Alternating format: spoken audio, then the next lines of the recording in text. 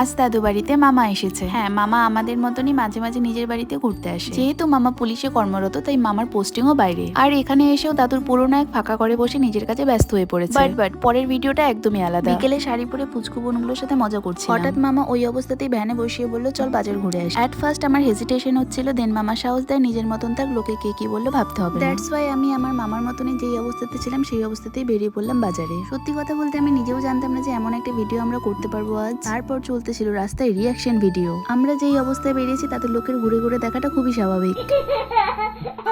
প্রথমে ভাবছিলাম লোকেরা হয়তো আমাকে দেখে হাসছে, কিন্তু পরে বুঝলাম লোকেরা একে দেখে হাসছে, কারণ মামা ওকে ঘুম থেকে উঠে নিয়ে চলে এসেছিল। পরে থেমেছিলাম চা খাওয়ার জন্য। আরে চা প্রিয় মানুষ আমি, চা তো খেতেই হবে তাই না? আর এইদিকে মামা গল্প শোনাচ্ছিল যে তার কর্মজীবনে আমাদের মতো কত অদ্ভুত অদ্ভুত মানুষের সাথে তার পরিচয় হয়। পরে নোটিস করলাম এই কুকুরটা আমার দিকে এভাবে তাকাচ্ছিল যেন উইদাউট পারমিশন আমি তার এলাকায় ঢুকে পড়েছি। আমি এইসব স্কিপ করে চা খাওয়ায় মন দিচ্ছিলাম। তো আজকের মতো টাটা।